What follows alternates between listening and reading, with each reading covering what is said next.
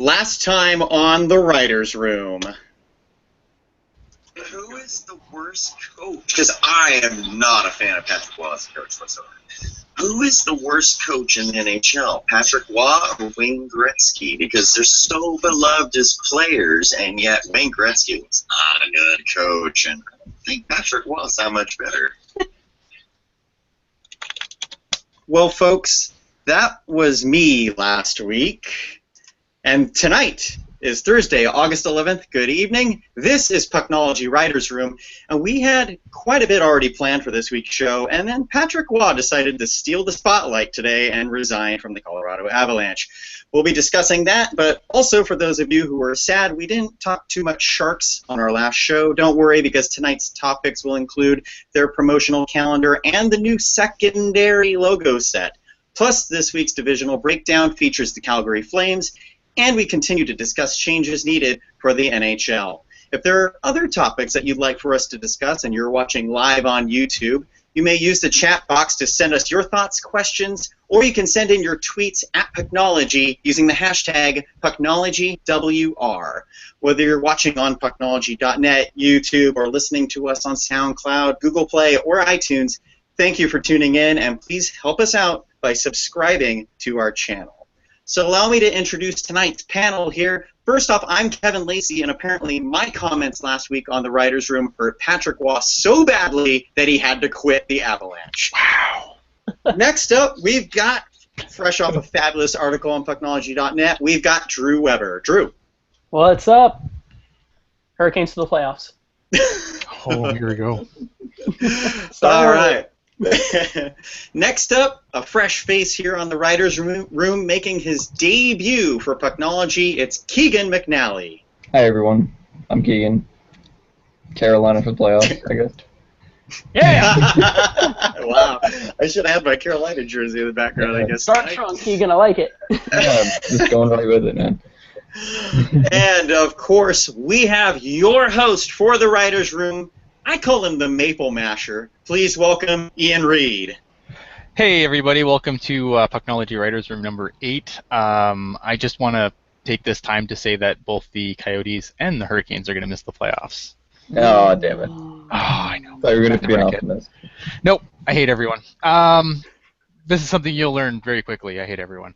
Okay, so let's get started today. Obviously, as Kevin alluded to today, Patrick Waugh basically walked away from his job as the position of the VP of Hockey Operations / head coach of the Colorado Avalanche.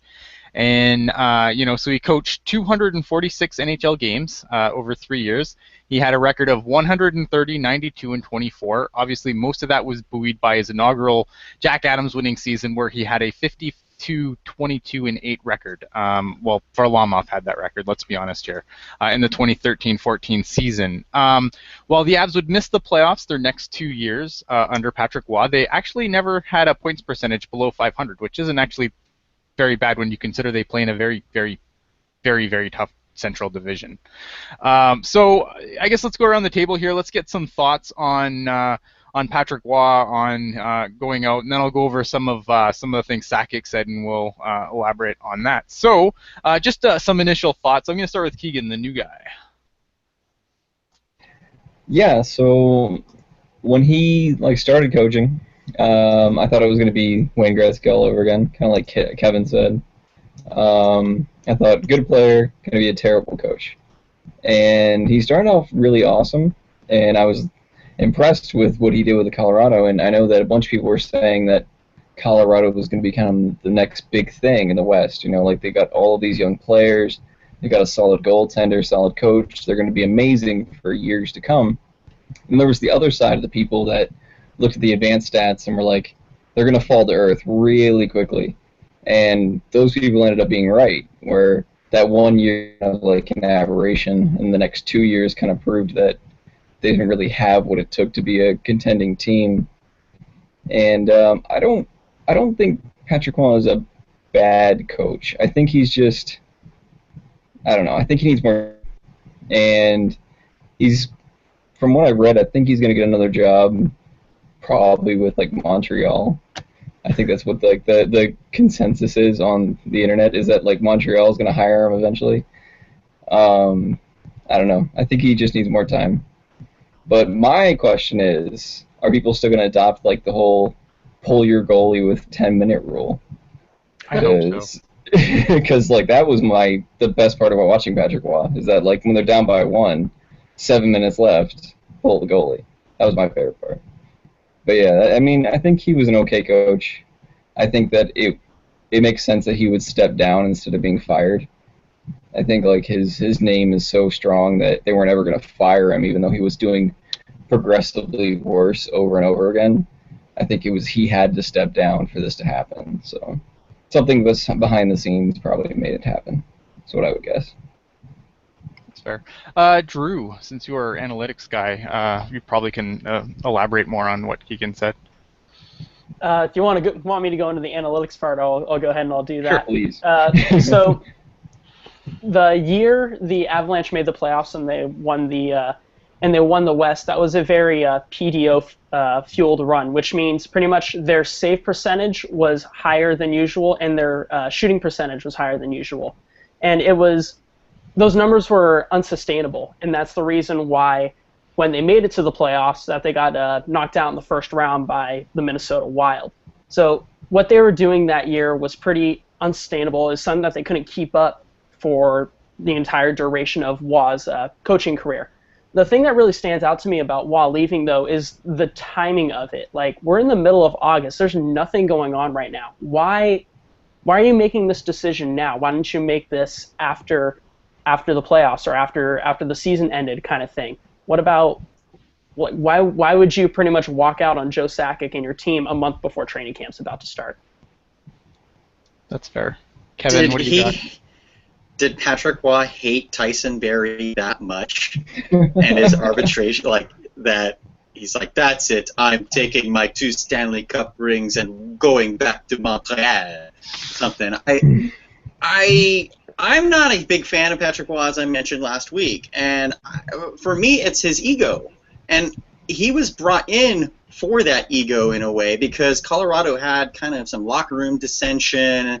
They were deemed as an immature team, and then it didn't really seem to translate to the ice, except for he improved Semyon Varlamov and made him become a credible NHL goalie. But I don't really see, like, you can say he was above 500, but when you look at the wins and losses, points percentage. Above 500 points percentage, and that's something that I feel people get a little misled by at times because, I mean, a lot of times there's 20 teams over 500 despite the fact that 16 get in.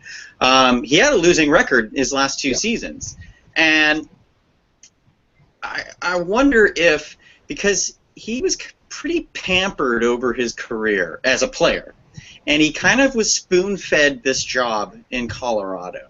So is it a matter of he started to get a reality check that, okay, you got to tone it down a little bit, well, that's it, I'm leaving, or something? Like, what? The timing, like Drew said, is very peculiar. Yeah, I think the time is peculiar. I think something that that should be said, though, is that Patrick Waugh did pay his dues. He didn't just start coaching in the NHL. You see a lot, like Wayne Gretzky just started coaching in the NHL. Whereas you see, like, some guys, you know, they pay their dues. Patrick Waugh had, I think, 8 seasons coaching the Ramparts under his belt before he moved up to the NHL. So I think, you know, from that respect, I think he earned the shot to coach in the NHL. I mean, I'm looking at his numbers from the Q, and I mean, I appreciate that it is the Q, but they're not terrible. Like, he has a pretty decent record through the Q. Like, I don't see any real losing seasons here, just at a quick glance. That's fair. Yeah. So I think that's something to keep in mind. You know, I think the worst they finished under his tenure was in 06 to 08, where they finished 5th. Other than that, they're a perennial top 3 team in their division. So I think he paid his dues to get his shot, but I don't think it worked, you know. And just I'm going to go into some of the things that Joe Sakic said in a conference call today. You know, he said that basically Waugh had been struggling with the decision to resign for a couple of weeks. He said that, you know, they're still friends, that there's no beef there, because it's been widely reported that he really wanted a player that he coached in Quebec, Alexander Radulov, to be signed by the Colorado Avalanche, and my understanding is Joe Sakic had no interest in him. So that's where a lot of people are reporting there was heat. Joe Sakic basically, I mean, obviously he's not going to go and say, yeah, man, we disagreed on this player and he's throwing a hissy fit. I mean, obviously Sakic's going to be classy about it. Sakic claimed that Waugh was very involved in player personnel decisions, but he took more control as time went on. I mean, 'cause they're both brought in basically at the same time, right? Basically Joe Sakic saying he was caught off by the announcement and that he's going to be replaced outside of the organization. That's basically the fine notes there. So yeah, I mean, obviously, if you're not getting the players you want, and you have that VP of Hockey Ops title, he is a very he's a guy that's used to being in control, right? I mean, I'm pretty sure he was the coach / GM of the Ramparts when he was there. So I think he's used to having, more pull than he might have had in Colorado, especially as time went on. Anyone else want to chime in on anything there? I'm sure we could talk about this for a while. I just think it's interesting that Sakic and Waugh worked together for that long. Now, granted, obviously they're teammates, they're friends and stuff like that, but their personalities can't be any more different. Joe Sakic holds himself, very highly. He's a very classy person, kind of thing. And then Patrick Waugh always had that reputation of being a hothead. So this could have been predicted back when Waugh was brought in, that the two would kind of clash on certain things, given their personalities and given their experience and stuff like that. Yeah, no, I think there's something to be said for that too. And obviously you go back to they won cups together, so obviously they can get along. Kevin, you got anything else you wanna say on this?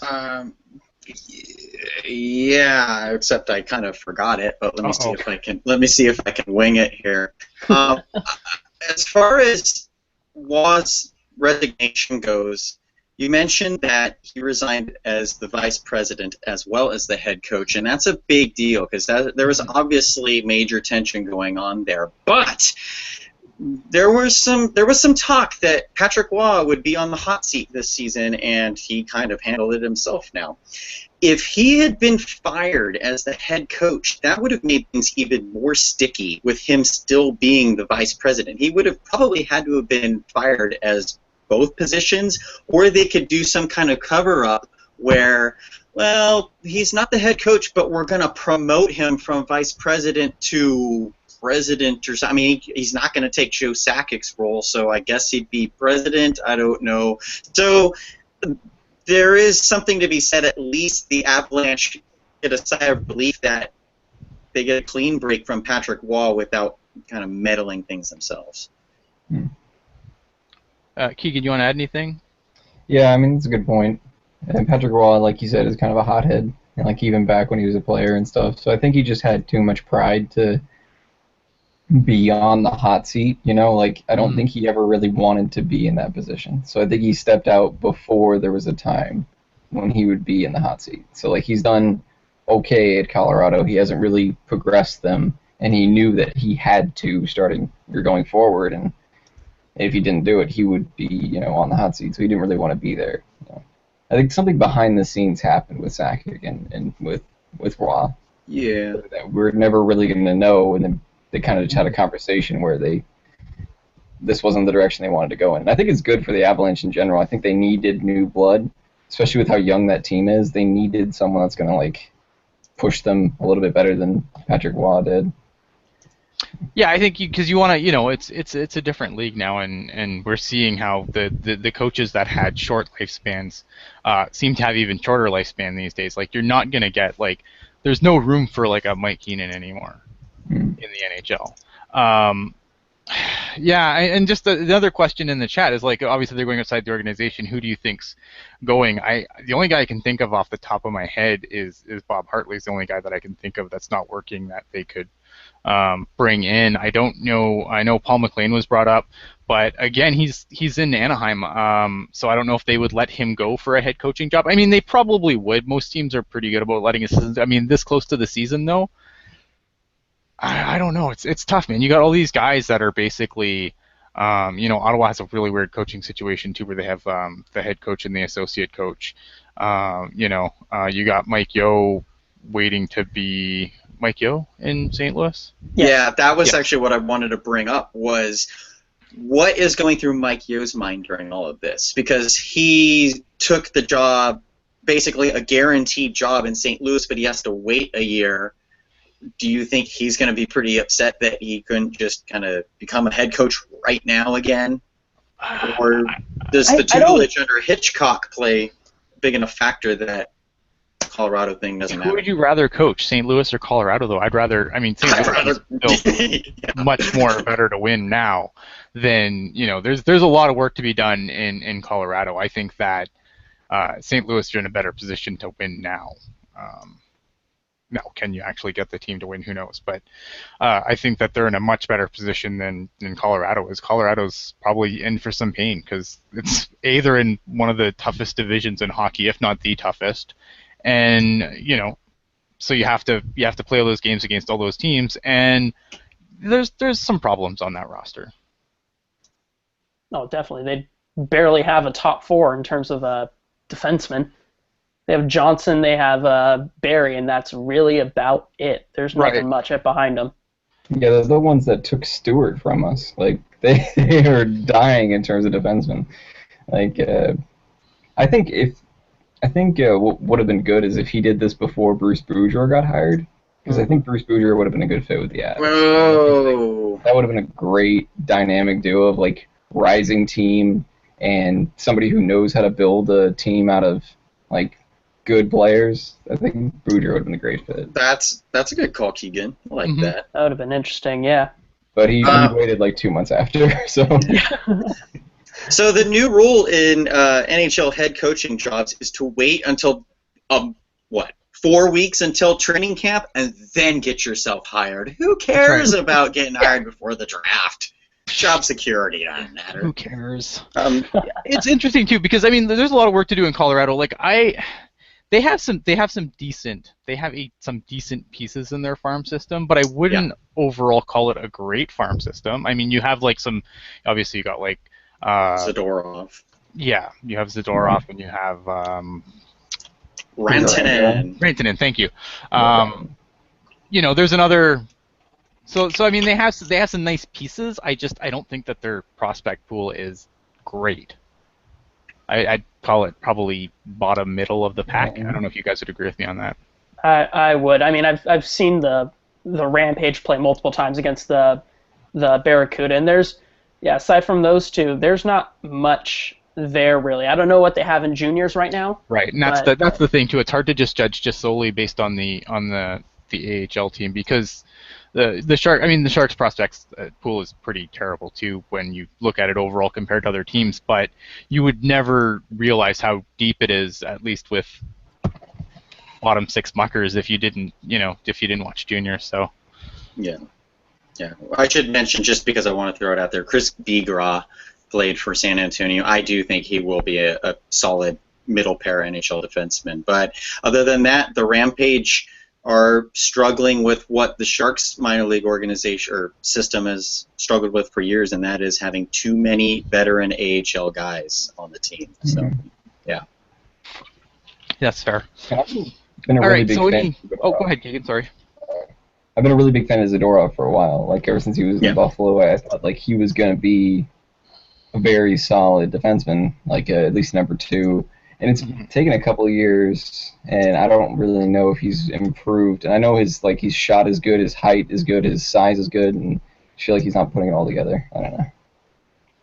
I've seen his videos and stuff. They're amazing, like from back in juniors and everything. But I don't know. That's okay. Any final thoughts on this Colorado mess? I still think they're going to be okay next year. I don't think they'd be terrible, but I just think their division is just a meat grinder, and if they were in another division, they'd probably be better than they are. Any final thoughts, Kevin? Nah, I got what I wanted to say. So Patrick Waugh, best of luck in your future endeavors. As your future as president, overlord, GM, of the Montreal Canadiens. Yeah. Actually, let's finish on that. Do you guys think like, could you imagine that, like, in that media market? I mean, don't get me wrong, they love Patrick there, but Wait, what? No. but No man, oh way. man, Yeah, it's gonna be Waugh as GM and Vincent Lecavalier as the assistant GM or vice president or something like that. Because God, those two guys always, man. I mean that, like, if you're Terrian, I mean that seat's got to be. I mean, it was already hot, but because of silly Quebec language politics, that you have to have a French-speaking coach. So I'd be interesting to see if even with everything that happened in Colorado, if they approach Waugh, if they need to get things, especially after there's going to be. It seems like the fans are starting. I mean, they're not fine with it, but they seem to be coming around with the Subban for Weber trade. But you think if they come out to a really putrid start, I mean, heads are going to roll there. They have to. It's Quebec. Yeah, once the hangover hits from trading, Subban for Weber, like, I think he's done. Like, and not it's going to be a while, like a little while. Yeah. But I mean, unless Price comes in and is Carey Price and makes them a good team again, then everything's fine. Yeah.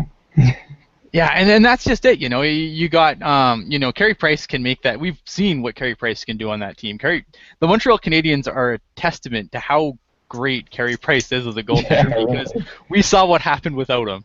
All right, so let's move on here. Drew, do you have any final thoughts or anything before I swear to skip over you? No, I got everything.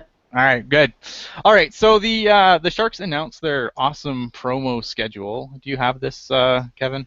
Yeah. Okay. Okay. Let me go to that first. And it's coming, guys.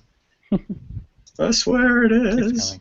There it is. There we go. For those listening to all this dead air just on the audio stream, you're missing a graphic you can't see. Yes.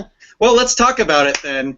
And just kind of sum it up, October 29th is Los Tiburones Jersey Night, which basically is a nod to Mark Purdy because he always writes Los Tiburones in the Mercury News. And I hope you're having fun in Rio, Mark. Anyway, November 25th is my favorite promotion, Joe Pavelski Action Figure Night. November 26th. Action figure. The very next night is the Martin Jones bobblehead, and a week later is Star Wars night, basically. It's the Sharks Star Wars mashup t-shirt. Another week later is another highly anticipated night, Sharks Giants mashup jersey night. And I know that on Pucknology After Dark on, I believe it was Tuesday, they talked about that one quite a bit. January 7th is Seals Throwback T-shirt. I almost said jersey. A jersey would be even more awesome, but those T-shirts are pretty sweet. 2 weeks later, on January 21st, Chia Jumbo Joe Thornton night. That one's interesting. I wonder if anyone still has their Brent Burns Chia pets, but March 12th. You know what? Yeah. I'm going to stop you there because Okay. To me this was a silly one, and I always thought it was kind of dumb. So if you have a Brent Burns Chia pet, I want you to tweet at me with a picture of it if you still have it and it's awesome. I need to see this for myself so I can see if this is like, why they're going back to the well in this one. If it's awesome and you have an awesome Brent Burns Chia pet, tweet a picture to me so I can see, or just tell me your general experience. If you hate it, let me know that too. I read Pucknology. Go ahead, Kevin. And use the hashtag PucknologyWR. Yes, please. But if you were unsatisfied with your Brent Burns Chia pet from last season, fear not, because the next Brent Burns promotion will be March 12th, and that is a toothless grill. And as someone who has enough fake teeth in his mouth right now, I don't know how I feel about that, but it's kind of cool. April 8th, another Brent Burns night. It's his bobblehead night, and I believe that's fan appreciation night as well. So there you go. So Brent Burns is getting re-signed, right? That's what we know. Oh no! Oh, what a calamity that could probably won't turn out to be. But he should be on top of, like, Doug Wilson has like one job from now until July 1st, and that's sign Brent Burns, and he has nothing else to do before that. Maybe trade Tommy Wingles, but that's neither here nor there.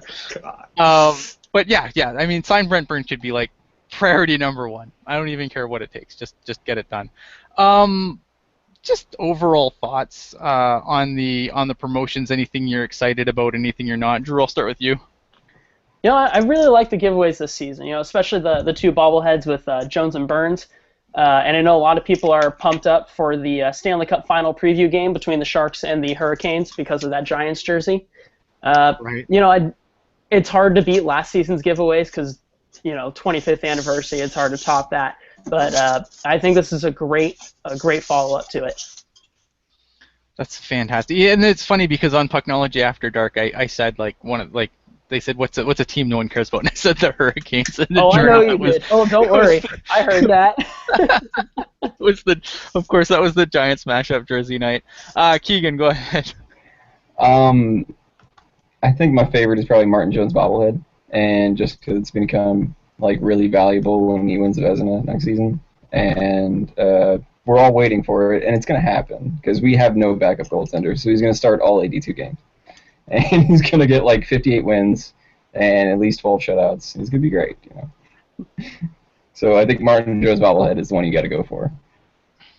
Nice. Kevin? Well, my favorite promotion of this year is the Kevin Lacy bobblehead night, and I swear to God, I was actually given a Kevin Lacy bobblehead. But in all seriousness, though, folks, the Joe Pavelski action figure, I'd like to see if it's like little tiny or if it's like Captain Joe Pavelski. But I'm pretty sized with a shark that he can ride on, and yeah. That's right.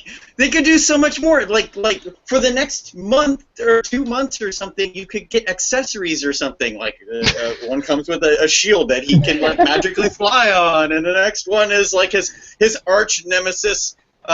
Who's the Vancouver press guy? The stupid Vancouver press guy, whatever. You know, and then Dummy McDummy face. And then the final promotion could be like his sidekick, a pet weasel or something like that. It would be awesome. So, yeah. That sounds good. That sounds really good. I think all this stuff sounds good. Like I get the I get the Giants Sharks matchup. I think not being local, like, to me, I'm just like meh. The grill is weird to me. See, I was disappointed because when I heard Brent Burns' grill, I'm thinking like freaking 17,000 George Foreman grills that are given out to all of the fans. But I mean, I guess fake teeth are all right. Yeah, I mean, I guess so. It's just weird to me. It's kind of out of the. It's out there. It's weirder than the Chia Pet. And again, I need to see the Chia Pet. So I can make my own judgment. Yeah, it just seems weird to me. It's just like, I don't know. Who wants to stick other people's teeth in their mouth? I don't. Yeah, and I think the other ones you can kind of keep for a long time, and then I don't think anyone's really don't want to keep a Brent Burns grill. Like, even if you have it, they'd be like, why are there a little set with 6 teeth on it? Right, yeah. I mean, like, I don't know. Why don't they just give out, like, some vampire teeth, little plastic vampire teeth while they're at it? Like, really? I don't know. Yeah, I mean, it all sounds good. I mean, I'm sure I'll beg people to send me some of the stuff. But yeah, no, I mean, it's interesting for sure. It's all pretty typical giveaway stuff. Bobbleheads are always awesome. I'm frozen on the screen right now, so Kevin Lacy bobblehead. Oh, Kevin Lacy has a bobblehead. For those that can't see it, I'm gonna have to find a screen grab of this and put it on the the tomorrow. Rocket pointed out that it's missing my patented turtleneck, though. I think that's pretty hilarious. That's unfortunate for you. All right, so moving on from the things, I don't really want to spend too much time. Pucknology After Dark did this like 2 nights ago when I was on there too. So let's talk about the Sharks secondary logo. Oh, I'll pull that up now, folks. Okay. Yeah. And again, for those Kevin that has are no idea on what's the audio going on. stream, There we go. I don't see them. Does anyone else see them? I just see black. What?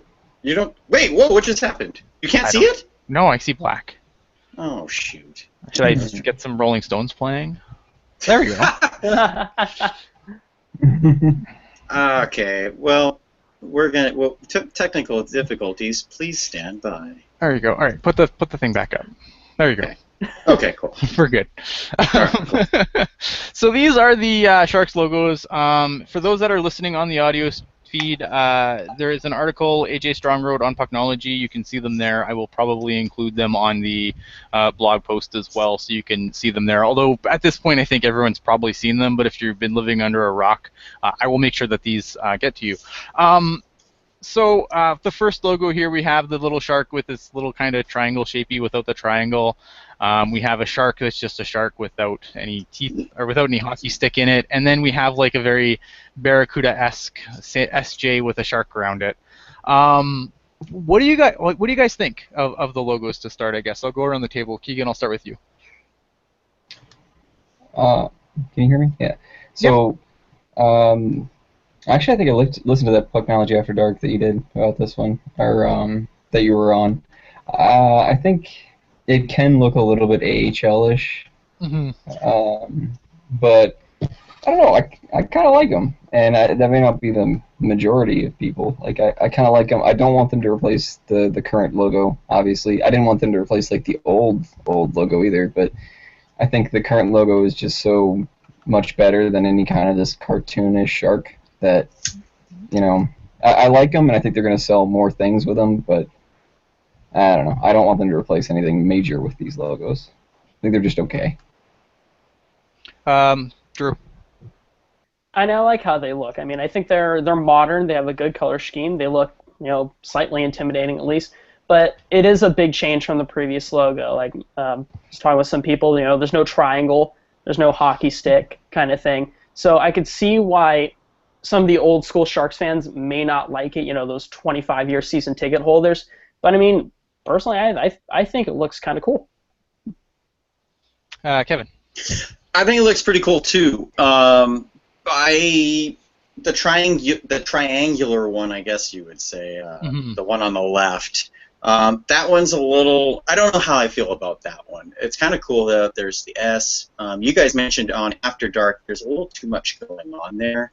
The one in the middle, which is the full body shark, I really like that one. The Eric Landy mentioned before, the teeth are a little funky, and I do agree. The thing of that, though, it doesn't scream hockey logo to me. Like, it's just a cool-looking logo or a cool-looking emblem, but it's not a hockey emblem. And I'm going to pull up here if I can get myself back on. Okay. I just happened to be looking at the Sharks magazine from, I think it was like December or something from this past season, and there's an article on Terry, what was his name, Terry Smith? Terry Smith, who designed the, he was talking about his original ideas for the Sharks design, and look at that third one there. It's almost identical to the new emblem that they're making, so I thought that was strange. As far as the one on the right with the SJ goes, I think it's pretty cool. I've not been a huge fan of the SJ ones in general, so I like the fact that it has the shark involved with it. Do you guys think this is going to replace the logo next season? Because I do, and they didn't. They kind of danced around it, saying it won't be applicable to this season. Oh, and Ian, what are your thoughts? Kevin's taking over the show. I'm sorry, man. Here, my thoughts are, look, I don't hate any of these logos. I think they're actually pretty cool looking. I don't really care for the triangular one.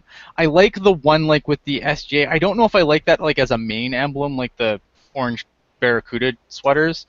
But I think that would be an awesome shoulder patch. Oh, yeah. You put the SJ with the shark, and that's a sick shoulder patch. I think that if you kept the main logo and put those new SJ logos on the shoulders, I think that would be sick, and that's something they should absolutely do. I'm terrified that these are going to replace the actual logo, though, because as you said, with the Adidas, with the Adidas taking over, and I know people are saying like, yeah, well, Reebok, Adidas are the same company. They are, but they are still run separately. They're still separate money-making entities under the same umbrella. So I think that there's chances that, there's a chance that these could replace the actual logo, and I think that would be a shame. I wouldn't be surprised. I wouldn't be surprised if them announcing it now kind of thing and using them minimally is their way of kind of grandfathering them in so people aren't as shocked when the logo does change. Right. No, I think that's exactly it. I think this is what they're doing is they put these out there, they're gauging the reaction, and if the reaction is, people are like, yeah, these are cool secondary logos, and then bang, next year they're the new ones. But I think if there's like a serious fan backlash against them, then they'll probably, oh, who am I kidding? They won't go any different. They don't listen to the fans.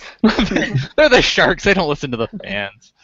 I think that there's a chance that if the fan reaction is bad, that they won't use them exclusively on the Adidas sweaters. But it's funny though, because another thing that keeps getting brought up is the lack of a hockey stick, and obviously we all saw the meme with the X-rayed shark with the missing piece of the hockey stick in his throat, and that's the part they keep choking on. There's this, my understanding. And this is completely just, I'm not going to attribute this to anything. I'm just going to say this is my understanding, and it's worth the grain of salt. But my understanding is Hasselplattner is very thin-skinned. And if he doesn't like, this joke being made, then maybe this is why the hockey stick is gone. Again, this is completely just me spitballing out of left field here, but there's a part of me that really, really wonders if that's the case. That'd be crazy if they're making business decisions based off of a meme. Well, we did lose a beloved broadcaster. And they are doing Joe Pavelski action figure night, and that's I mean that's a one night thing, but that's still another promotion that came basically from a meme. I think they got rid of the hockey stick. I think they got rid of the hockey stick to make it more. And this is kind of odd, but make it like kind of not distance from hockey, but make it more of like a broad-based appeal. Like, look at this, you want to be a fan of this team because it's like a shark. It's nice, right? I might just wear the hat just because. Yeah, it looks like a cool shark. Yeah. That's actually a really good thought. No, actually, I like that thought a lot because I think that's important, especially when you're in the Bay Area and you have teams that are other. You have cool apparel, but maybe you're not the biggest hockey fan, so maybe you don't want to rep Sharks gear because it's, but if you just have that on a plane without any other lettering on it, just that logo, I might absolutely buy that hat. And a big shark on it. I might buy that. Yeah. Drew, any thoughts here? I think that's a very interesting, thing to bring up because, of the major sports, hockey's the least popular one. So and you see a lot of people who aren't necessarily hockey fans who are wearing Shark stuff, but then you get the whole, oh, you watch hockey, oh no, I just like the design kind of thing. And I think this is a way for people to like you said, represent or wear the gear without necessarily having that connection to the sport. Which I guess is kind of sad when you think about it, but you know what sells sells. Another interesting thing too, going back to the promos, was that the new logo is on that Los Tiburones sweater. Sure, yeah. And that's interesting too to note. I don't know. I mean, just I guess quick around the table here. Do you think that these do you think that these logos are going to replace the current beautiful logo, or just yes, or do you just like them in general, or would you like to see them on a third sweater? I guess I'll start. Keegan, go ahead with you first. I would say I wouldn't mind them on a black sweater, just a regular. I wouldn't mind it, but I don't want them to replace it. And I'm like kind of like I think Drew mentioned it, with the old school 25-year fan, like where you want the old triangle with a hockey stick. If I don't have that on my Sharks jerseys, I don't know what to do. Like, I don't want them to replace it just because I will miss that kind of logo, Like, no, that's fair. Yeah, that's just pretty much me. But I think it's a good logo in general, and I wouldn't mind it on a third jersey, but not on the main. Definitely not. Kevin. I'm going to go back to what I said about the Florida Panthers logo change, and I want to see how it looked on whatever jersey design they come up with before I make a decision. But I felt that this last jersey set they came out with, I thought it should have been the full body Shark anyway. So if that's the decision they go with, just with the supposed more fierce look to it, I'll probably be fine with it. Yeah, I'm going to go and I'll let Drew go. I think it would make a fine. If it's an alternate sweater, I am totally game for that. You can use whatever logo you want. I agree with what Puck Guy said in the chat. If you're going to go to another, if you're going to have Black Armor 2, then you need to have more teal on it. And it can't get worn in the playoffs. But if you want to make a third alternate jersey, maybe a black one, then yeah, I'm game for that. I don't want to see the jersey change. And honestly, I feel like just in the past little bit alone, the Sharks have really been changing sweaters more often than they need to. I thought this last one was really unnecessary. Yeah. I like it. I don't get me wrong. I like the new sweaters, but I didn't think it was a huge need when they changed from the other ones. Drew, go ahead. Do I want them to change the logo to put it on a jersey? No. Do I think they will? Yes, I think they will, and I think that's the point of having them out right now, is to get fans used to the look of it. Mm-hmm. If it were up to me, like you said, I'd have that SJ Shark as a shoulder patch kind of thing. Yep. But I don't want it as a full-blown logo that's going to be on the front of the jersey. That's fair. Quickly, because you guys were talking about the ever-changing logos and jersey designs, and the Sharks can't seem to make up their minds anymore. I mean, most of that's merch-driven. We all know that. But I think the Hockey News just came out with another issue of the best jerseys all-time, sweaters all-time, and the Sharks' original sweater, I think, was #1 again. So the fact that this continues 25 years later to be considered the best hockey jersey, and then the Sharks keep trending away from that. Like, yeah. What's going on here with the marketing? Or the branding, I should say, not the marketing, the branding. Yeah, and just going quickly into the Google chat here, obviously, Sleepy Mofo's like, don't use the new logo as the main one. Ugly, if that's their plan to make ugly hockey sweaters, they might as well put ads all over them too. Sleepy, don't give them any ideas. Do not give them any ideas. But yeah, no, I mean, a lot of consensus in the chat is no stick, no way, and no triangle, no way. And I agree. I really like the current logo. I don't want to see it change. But I think if they want to make a third sweater with these new logos, I'm totally fine with a third sweater. Just don't mess with what works now. All right, so moving on, we are going to move on to the. I think we're just going to go to the Flames preview because we did run a little longer than I want, and I know we kind of run a little long with these too. So let's talk about the Calgary Flames. Important thing to note about the Calgary Flames is they still have $15 million in cap space, which is kind of scary when you think about it. Coming in, you have not a super busy offseason for the Calgary Flames. You got Brian Elliott, Troy Brouwer, Alex Jason, and Chad Johnson coming in. Going out, you have every goaltender that's ever played in the NHL. You have Kari Ramo, Jonas Hiller, Yoni Ortio, and Nicholas Backstrom are all and out. Kevin Poulin for what that's worth. Your top prospects are Matthew Tkachuk. You have Hunter Shinkaruk, who's played a little bit already on the main roster. You have Oliver Killington, who should be making the jump sooner than later. You have Rasmus Andersson, Andrew Mangiapane, and John Gillies in the pipeline. John Gillies is obviously a goalie that they're hoping will come in and really be the guy. They have some other prospects. I thought they had a pretty decent draft this year in 2016, got a couple of really good picks. But the thing is, it doesn't seem like very impressive when you look at that prospect list, but you have to consider the guys that are already playing and the guys that came in ahead of schedule, the guys like Johnny Gaudreau, your Sean Monaghan's, your Sam Bennett's. So I think, when you look at oh, that's true. Hockey Jerk just reminded me in the chat, and I think that's important saying that $15 million in cap space will probably get eaten a little bit by Gaudreau and Monahan, who need to be re-signed. So yeah, I think when you look at the, it's not an amazing group of prospects, but when you have so many guys arrive early like the Flames had, it's going to obviously make your prospect pool look worse than it is when you consider the youth on this team. So I guess we'll just start with, what's everyone's thoughts on the direction the Flames seem to be heading in, and I'll start with Kevin.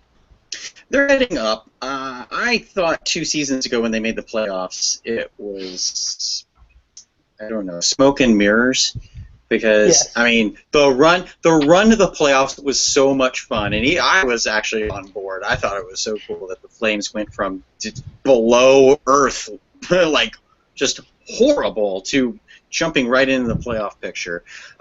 Which then 1 year later, Bob Hartley gets fired as head coach after being the Jack Adams winner. But anyway, I do think they're in a more stable, solid direction going upward. I like their chances this year. I don't know if they're a playoff team yet, but I like their growth.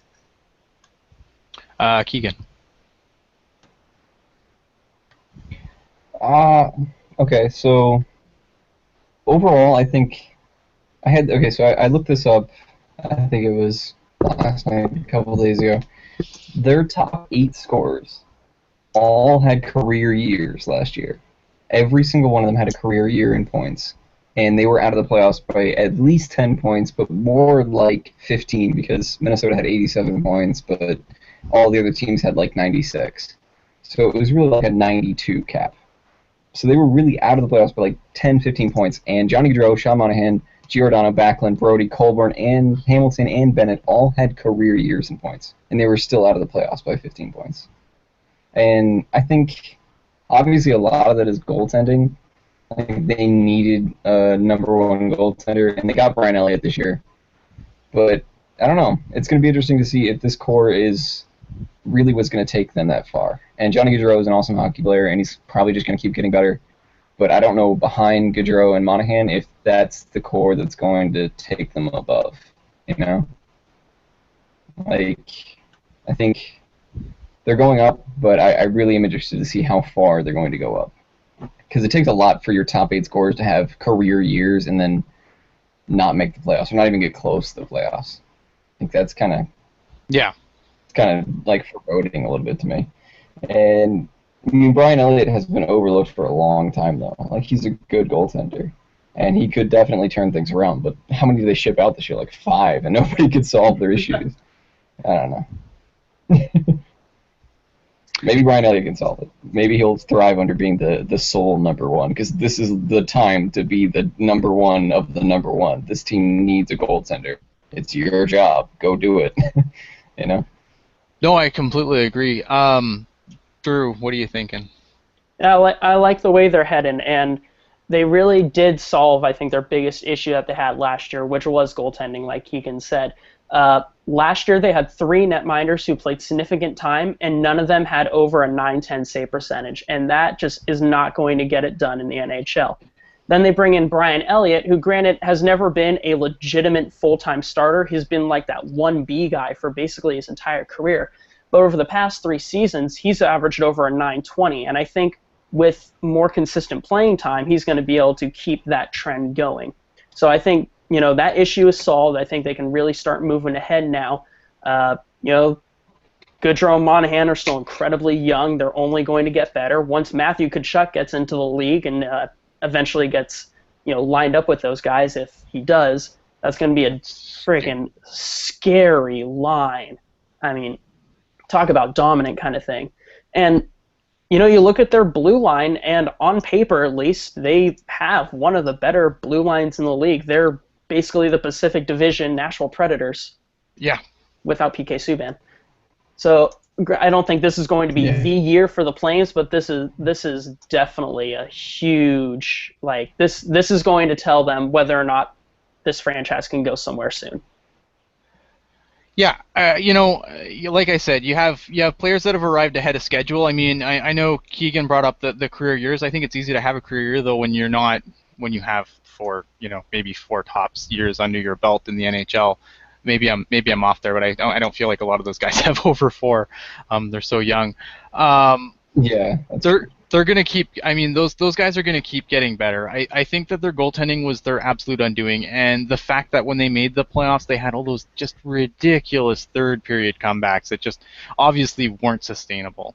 And I'm not even the analytics guy, and I can tell you that's not sustainable. Oh yeah, that was another PDO-driven run there. Right, yeah, that just wasn't sustainable. But I like a lot of the moves they made. I really like them picking up Hunter Shinkaruk. I thought, oh man, I can't wait till we do Vancouver because that's gonna be I like Shinkaruk. I like Matthew Tkachuk's gonna be just great in the NHL. He's got all the makings of an NHL. And Brian Elliott, this is a guy that, again, he has to stay healthy. That's something that's obviously a big thing for them. But Brian Elliott is a guy that has always just kind of been the stopgap guy, and all he's ever done in any team he's gone to is basically just taken the net and ran with it. And I'm curious to see how St. Louis does without Brian Elliott to bail them out, because I think that Brian Elliott, yeah, he's older, but man, I don't know. I like Brian Elliott. I think that Brian Elliott should definitely solve their problems. Like Drew said, this is one of the best decors in the league. It's quietly one of the best decors in the league, and I think if you put a decent goalie behind that, I think they're going to do really well. And with the way that the Pacific Division is kind of shuffling right now, I feel like there's a spot for them to make a playoff. So I guess that's my next question is where do you see them finish? And I think this team's finishing third in the Pacific. Thank you. I'll go ahead. I totally agree. They're going to be third in the Pacific. They're going to overtake LA because LA is trending downwards because, I don't know, I just think that's hilarious. But yeah, I definitely agree with the improvements they've made, with the blue line they have, with the young talent they have. I think this team is good enough to be, third in the Pacific Division. Granted, the Pacific isn't what it used to be with a whole bunch of powerhouse teams, but that's not to say Calgary isn't going to be good either. I think they will be good enough to make a division spot in most divisions. Except the Central. Except the Central, exactly. No one's making the playoffs in Central. Nobody, none of them. Go ahead, Keegan. I think I kind of talked down on Calgary, but I do think they're still a good team. I think, as you said, I think LA, from what they've done, they're not going up, and every other team in the Pacific is kind of improving. San Jose got immensely better. Well, not immensely, but enough better. Anaheim is still as solid as they'll ever be. Edmonton improved, although they got rid of Taylor Hall, but they still improved overall. I think LA's going to trend down. I think Calgary's going up. And they're still missing, like, a really good right winger, but they did get Troy Brouwer. And they addressed what they needed to in the offseason. And I think it's just going to come down to execution, really. They have the parts there. Like, Giordano is a number one defenseman. He's what you need. Monahan, number one center. They've got Gaudreau, number one or first liner. They've got everything you need to build a team on. They're pretty young in general, so we'll see how they do. And I think that it could be another Cinderella run, kind of like they had a couple years ago or last year. Can't remember. 2 years. 2 years ago. 2 years. We'll see. 2 years ago. Yeah, I think third in the West or third in the Pacific is a good idea. Going off a bit what Keegan said about them being a fairly young team, they only have 4 people who are over 30 years old. So when this team is ready to make a cup run, their window's going to be open, and it's going to be open for a pretty long time. So that's the scary thing, is Calgary can be cup contenders for 5 to 10 years if they wanted to. Yep. Yeah, it's just all like keeping their core. Yeah, they've got their core already marked so heavily. Like, this is their core, this is who they're going for. I'm just interested to see if that's the core that's actually going to get it done for them, Kind of like the Sharks had questions about the core that we've had for however long, if we're going to get it done. And I'm interested for Calgary's, because there's a lot of room for improvement, but there's also room for stagnation, kind of like Colorado in that respect. Yeah, I'm going to throw it to Kevin first, but I do want to add to that. Kevin, go ahead. Oh, I wanted to add to everything you guys have said, and I was going to throw it to you. But First off, as far as where is Calgary going to place in my eyes, I believe they will be 5th in the Pacific Division, and it's not a slight against Calgary. Wow. But you have to remember, I picked Arizona to get into the playoffs and be the 4th seed in the Pacific. So for Arizona to go up, someone can't be in there, and unfortunately for the Flames, it's them. And a big reason is I'm not sold on their depth yet, and this goes into touching up what you guys talked about. First off, Keegan, you mentioned the right wing situation. I look at them, they've got Brouwer, Frolik as their top 2 right wings. They don't have a superstar right wing, or even to me a top line right wing, and Alex Chiasson is not going to be it. Lance Boma sliding over from the left to right is certainly not going to be it. There's a former Flame on the market named what? What about Troy Brouwer? I said Troy Brouwer. I don't think he's a top line. I don't think he's a top. Yeah, I think they have 2 second-line right wings in Frolik and Brouwer. Yuri Hoodler is still on the market, and he was amazing with Monahan and Gaudreau. And I kind of say this tongue-in-cheek, but are Monahan and Gaudreau holding out so that they can get Hoodler signed so that all 3 of them sign on the same day? But I don't really mean that. But at the same time, still interesting because they had such great chemistry. So I want to also touch up on the D and the goaltending before we end on the Flames, but I want to get your prediction, Ian, first. I said 3rd in the Pacific. Oh, you did? Okay. Well, may I just continue then? You can, because I think let me I did miss. The thing with the reason I think that is because the Kings. I don't think the Kings' defense is still just a complete disaster, and I don't think the Ducks are better. I think that the Ducks are the real wild card in the Pacific. They could be a playoff team. They could win the division again, or they could slide all the way out. Like I just don't know what to make of the Ducks. Yeah, that team is. I mean, that team I feel like could have had an off season like what the Sharks did after the reverse sweep, or like what Boston did after, kind of thing. They didn't tank it that hard, but they didn't really do much to make themselves better, other than bringing in a coach who most people feel is inferior to what Boudreau was. So that's why I think they're gonna trend downward. They'll still take second, but did Calgary do the same thing with Gulutzan or Gulutzan? I don't know. See, I don't know because when he coached Dallas in, I believe it was 2011-12 and then 12-13, Dallas wasn't very good. They had 1 line of forwards and they had a pretty decent defense, but I mean, he didn't have a whole lot to work with. Defense core. They had Goligoski and Daly, and I know there were a couple other guys out there. All the guys that aren't on Dallas now, because Dallas is all offense and no defense. And no goaltending. And No, they got plenty of goaltending, just not any good ones. That's right. They have $10 million of goaltending. Hockey Jerk mentioned Emile Poirier, and I think he's a wild card for the Flames roster this year. But he did not impressed me with Stockton this past season. I actually think he regressed a little bit. Then again, Stockton was pretty bad. Stockton's pretty terrible. Yeah, and a huge part of that was because John Gillies got hurt, and Ian, you mentioned him earlier. I think a major reason why the Elliott and Johnson signings for goaltending were so good for the Flames is because now there's less pressure on John Gillies to get promoted, especially after coming off of hip surgery that cost him almost the entire season. And even if you do bring him up with Brian Elliott's luck, because that's what's going to happen, is John Gillies is going to just completely have a lights-out camp. I mean, you could still move Chad Johnson to the AHL. I don't think his contract's significant. Yeah, he actually had a it's not. But he actually had a decent year for the Sabres. But the thing about Chad Johnson, and I want to actually, it's going to translate to my next guy anyway. Chad Johnson is one of those guys who is pretty good every other year, and this season is at off year, so I'd be a little worried here. The other guy that does that, he does this all the time is Dennis Wideman. We're talking about how solid the Flames defense core is, and it's true. And Dennis Wideman's one of those guys though who's good every other year. And on the plus side for the Flames, this should be a good year. Obviously, last year was not the best year for Dennis Wideman. So Is he that should be enough. unsuspended yet?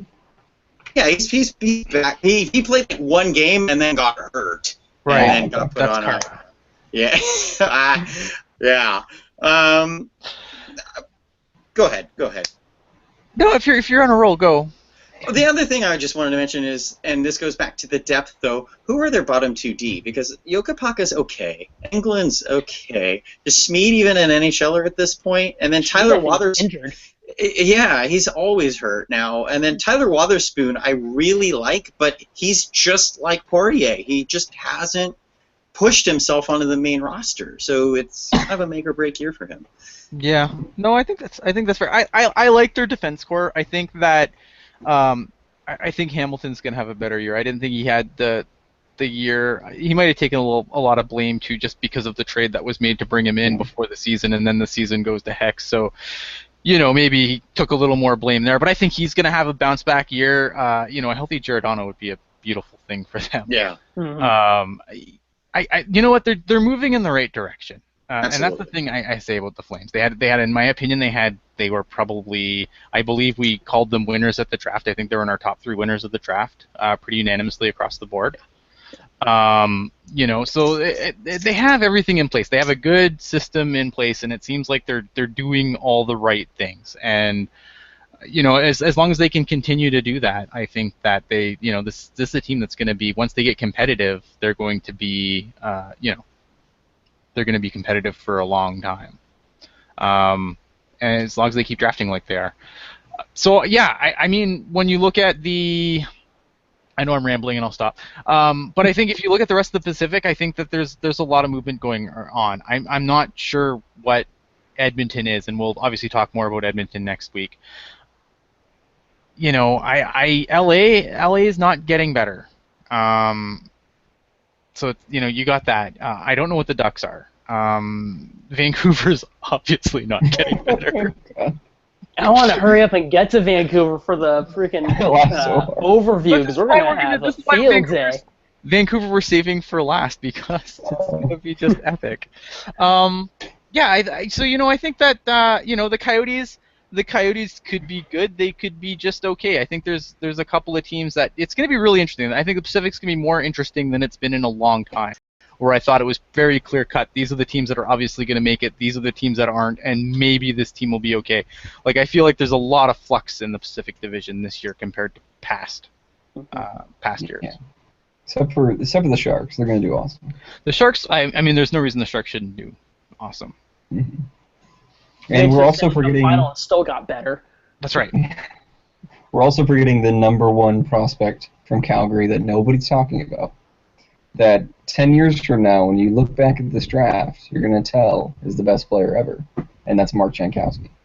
And do you remember that whole debacle? Like, I think it was 2011, 2012, when Jay Feaster was drafting at number 20.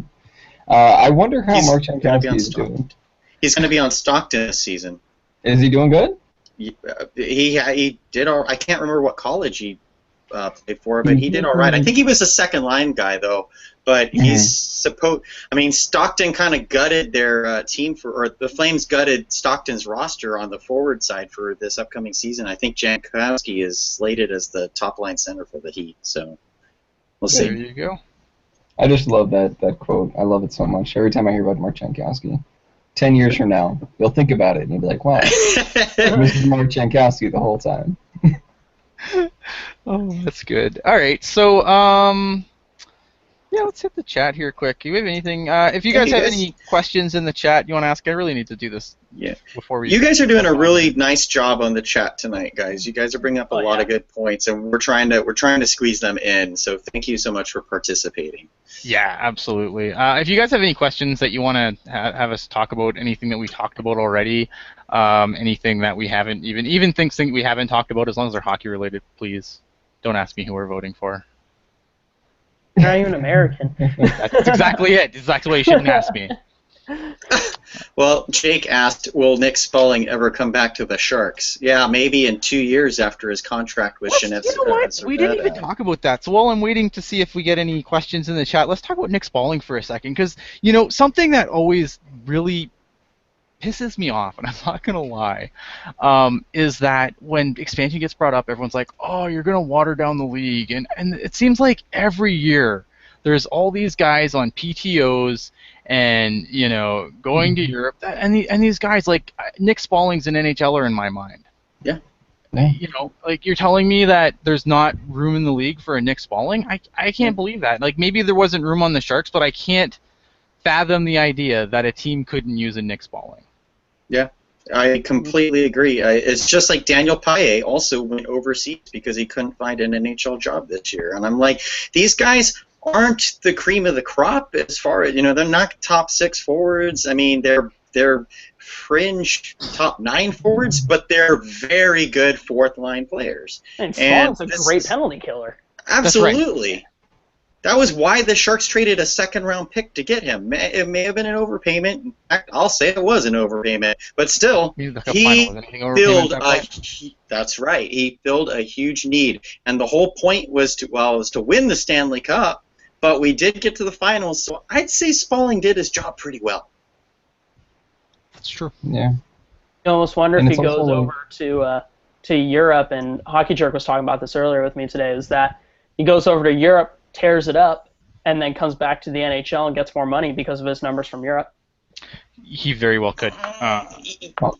He could, but they can make a killing in Switzerland too. Like when Brian Lurg signed in Sweden, I thought he could make a killing overseas because they pay pretty decently overseas. So.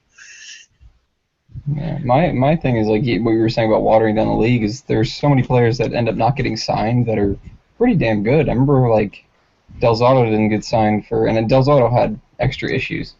But he didn't get signed when he was between Nashville and Philadelphia until how long? Forever. Yeah. Like, into the season.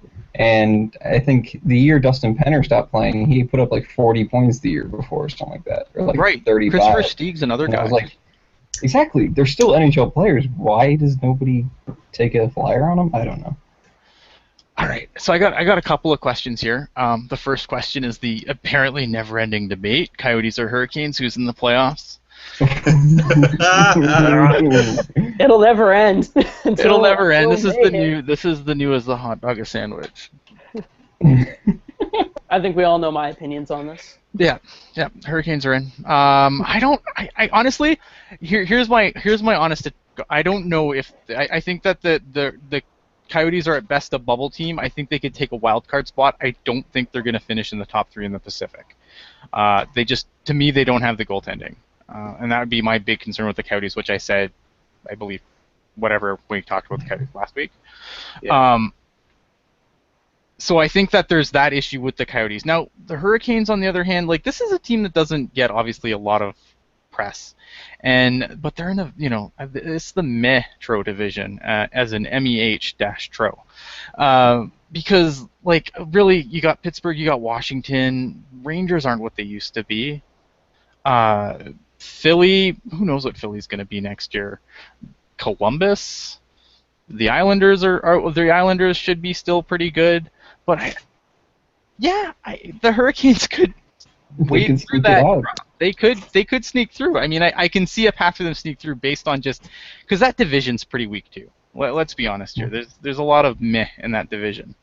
Aside from you have a couple powers, obviously Washington, Pittsburgh, and you probably could throw the Islanders in there too. So it's a wild card spot. Yeah, they could. I don't see it. I want to hear Drew's reasoning why they're going to make it. Like, I want to know the advanced stats behind. There's some kind of arc for Carolina going to make it, and I want to know why. Okay, well, actually, this first started out as a bold prediction kind of thing, and I've just argued it so much that now I have to back it. But I mean, Carolina, you get Teravainen, you get Bickle kind of thing. So those are 2 good additions. You have a really young group of players who are only going to get better and who improved a lot over the course of last season. And you do look at their possession numbers, and they have been one of the higher possession teams at times. So, and that's an indication of, promising things, where you look at teams like Calgary or Colorado who had those miracle runs, but they had no possession. You knew they were going to fall off. So Carolina's trending in the right direction. I think they might be ready to get in there. You know, and the thing with Carolina too, if you want to talk about underrated decors, Carolina is building one hell of a decor. Oh yeah. Falk and Hannafin, guys. Can't wait for that Tennyson-Hannafin pairing. That Tennyson-Hannafin pairing. That Tennyson's playing for the Checkers. Let's be honest here. Now I need to look at their defense core because I just said this bold thing, and now I can't think of anyone beyond Falk and Hannafin. But that's because I don't care about the Hurricanes. Murphy? Yeah. What about Ryan Murphy's Murphy? the other one. Yeah. Yeah. Now that you brought up the Tennyson thing, now I feel compelled to say we missed the big Ryan news Murphy, of the day. The big news of the day was that the Sharks re-signed Chris Crane to an ECHL contract with the All-Americans. Ooh. Wow. Yeah. Watch out. So, yeah, can we go even lower? Yeah, you got Ryan Murphy, you got Falk, you got Hannafin. You know, I don't know what they have in Slavin yet. Ron Haynes. Didn't they have Wisniewski forever? And he's injured. Wisniewski got a PTO with Tampa Bay yesterday. He did, actually. yeah. You know what? I don't Okay, think he's terrible either. Like, he's not great, but I still think as a top 4 defenseman, not terrible. But yeah, I don't know what their bottom pair is going to be, but it's a nice young decor. I mean, the oldest guy on it, aside from Hainsey, is Falk at 24. Like, there's good there. I mean, if they only had they do have a goaltender in the system, but you know, Cam Ward, Eddie Lack, I'm not sold. Oh man. Yeah, that goaltending is the big question mark there. Why did you have to bring back freaking Cam Ward? Well, it's the same thing in Arizona though, so I mean, it's kind of a wash, isn't it? I guess. I'd rather have Mike Smith than Cam Ward though. Mike Smith over Cam Ward? I don't know. I put them in the same dumpster fire. They're good for 1 year. Good for 1 year. I had another question here. About the Hurricanes? No, it's not about the Hurricanes. Damn it. You need to relax. Who's more clutch? What I said about possession. Carolina's not a top possession team. There you go. See, we just make shit up as we go along. Who is the more clutch? And just a reminder, as I kind of get a little sweary, as I get a little tired here, we do record this live. We do try to keep our language mostly in check, but sometimes we slip because it's live. We just got a red E on the iTunes listing now. we already have it because of After Dark, so it's fine. Oh, okay. All right. So who is more clutch in the playoff, Colin Wilson or Joel Ward? Oh, Joel Ward. Yeah, because he's a Shark. All day. No, Joel. Joel Ward all day because he's done that for 3 different teams, and Colin Wilson's had 2 good playoff runs. I say Joel Ward. Yeah, I'm going Joel Ward, and I'm not just being a homer here because I agree with everything Kevin just said. Only he said it much more eloquently than I would ever say it. That's a first. Pisani or Bickle? Better. That one's. I like that one. Pisani, it goes back a ways. I mean, he goes back to the 2006 Cup run for Edmonton that I really would like to forget. So never mention Fernando Pisani ever again, guys. That one's a tough one. And that brings back Carolina. Yeah, what the hell? Oh yeah, because Bickle. Slushy, you're fired. Boom. I'll say Brian Bickle then. All right, we're kind of just. I do want to. Joel Ward or Rust from Pittsburgh? Because Rust had a good playoff. He did, but he had 1 year. 1 year. Yeah, he's really young too. Yeah. I like Brian Rust a lot. I do want to bring up something. I actually mentioned this off air last week, but we want to talk about guys who somehow can't get contracts in the NHL. Yeah. And, of course, next year might be a little bit different. I look at a guy like Versteeg, who is playing in Switzerland on a 1-year deal. He could make a killing over there and come back when there's some more roster room with Las Vegas coming in. But Eric Bolton of the Islanders has played 54 total games since 2012, yet he's always a July 1st re-signing by the Islanders. So I don't know what Garth Snow must really love Eric Bolton for his 10 games a year or whatever. But Christopher Speed can't get a contract, but Eric Bolton can? It's amazing. You wonder somewhat if some of these guys just price themselves out too, right? Like their agent tells them to stay strong, and then next thing you know, they're out of the NHL. So you kind of wonder what happens there. Sherry is only good because of Crosby, says Slushy Jake. Yeah, there's probably an argument to be made there. The Sherry Rust, Crosby thing was pretty strong. They kind of just threw them on their line and said hope for the best, but they did well for their first, go around.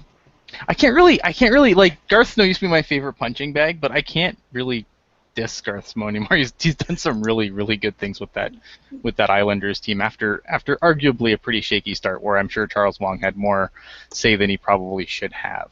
But we're really just babbling now, so let's talk about where we can be found and all that wonderful stuff.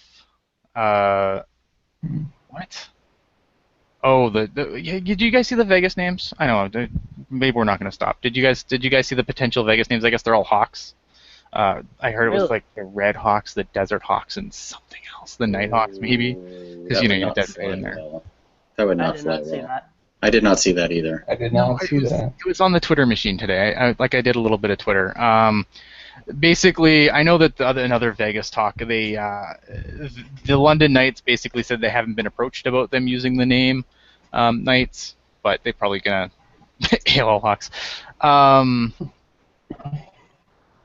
don't know. They haven't approached them, which obviously being an international league, obviously the London Knights they own the Canadian copyright. Being an international league, they'd have to make amends to being Canada or whatever. What do you guys think of these Hawk names? To me, I'm fine. Like, I'm okay with it because, like, I know a lot of people are like, well, people are going to get confused between the Blackhawks. No, they won't. The baseball seems to be doing just fine with the White Sox and Black Sox. Red Sox. Whatever. Oh my God, that's the most Canadian thing I've ever heard. Well, baseball's dumb. I can't help it. I just lost half our listeners. I don't know. I don't have an issue there. I mean, obviously I got the team name wrong, but I know that one's in Boston and one's in Chicago. I don't know. I don't know. I don't think of Hawks when I think of Vegas. I don't see it. And maybe because I don't live in Vegas, so maybe there's some kind of secret connection. Well, I mean, there's probably plenty. I mean, it's a desert, right? So you're gonna have probably tons of birds of prey out there just eating rodents. The Vegas vultures. All right, yeah, we're dragging this out way too bloody long. All right, Keegan, tell everyone where they can find you. Anything you want to promote? My name is Keegan.